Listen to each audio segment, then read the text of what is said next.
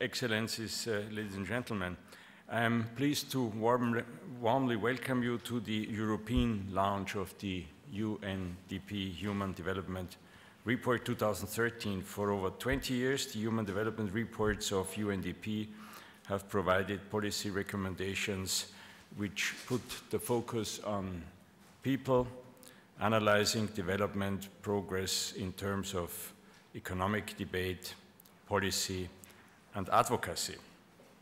This year's report, entitled The Rise of the South, Human Progress in a Diverse World, reminds us that we witness a time of transformation.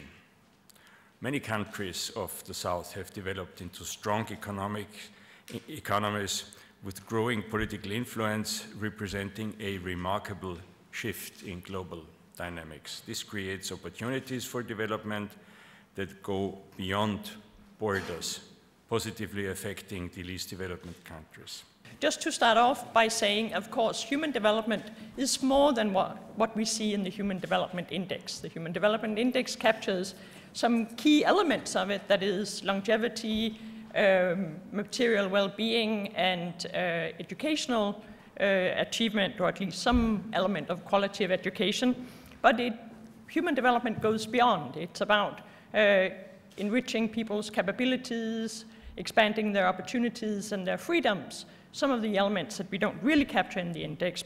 We have also used this kind of analysis, and this is where this graph comes in, to identify that there are 40 countries that have punched above their weight. That is, compared to where they were in 1990 in the countries that were at the same development level, these countries have done better in their Human Development Index. And that's how we identify the countries, the rising South. Those are the 40 countries that we see as making up the rising South. Let me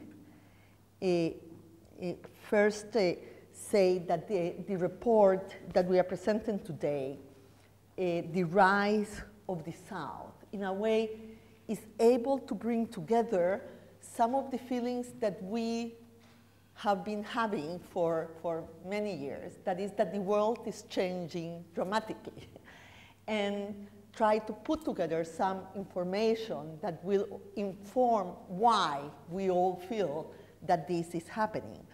The report has two main messages. The first message is that the dynamic of major economies of the developing world with growing political influence has been possible because of very clear social policies, and they have had influence not only in themselves, but on a huge progress in human development in the South.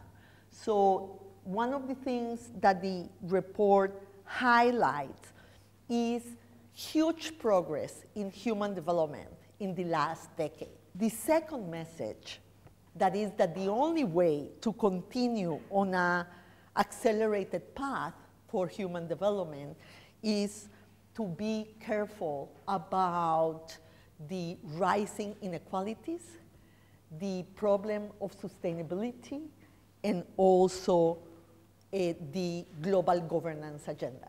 And so the second message of the report is that inequality, sustainability, the limits of the planet, and global governance are three areas of concern, and we need to devote more energy to try to solve it so human progress can continue also in the decades to come. Like the main elements that we consider that have contributed to the very wide progress in human development that we have seen in the South. And we highlight three factors that some of them I already referred to. First, a strong, proactive state focus on development policy. Second, successfully tapping global markets while simultaneously pursuing inclusive growth. And third, the benefit of innovative social policies.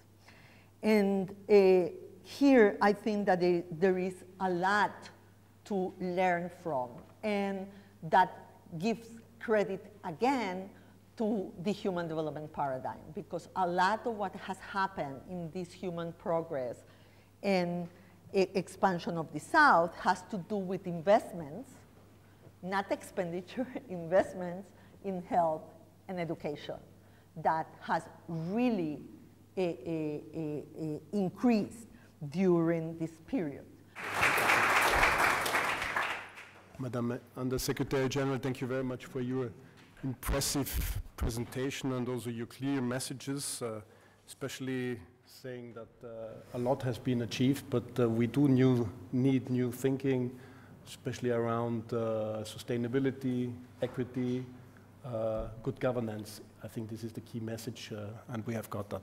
My question is whether the UNDP and the Wittgenstein Center and other agencies are studying what path has helped in the last 20 years different countries move upwards in that. Thank you. What we are saying is, in all these cases, there was huge investment in education and health, and developmental policies coming from the state.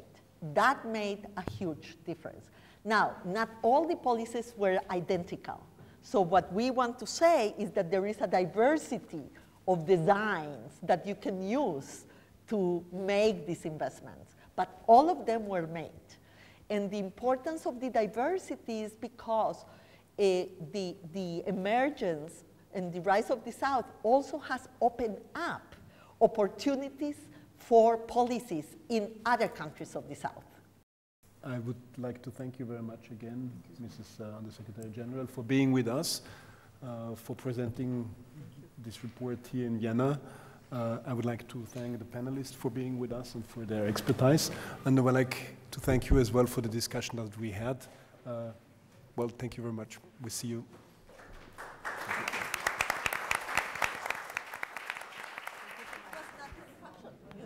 Decided to do away with the army, which was another wise decision. Decided to invest in education and health.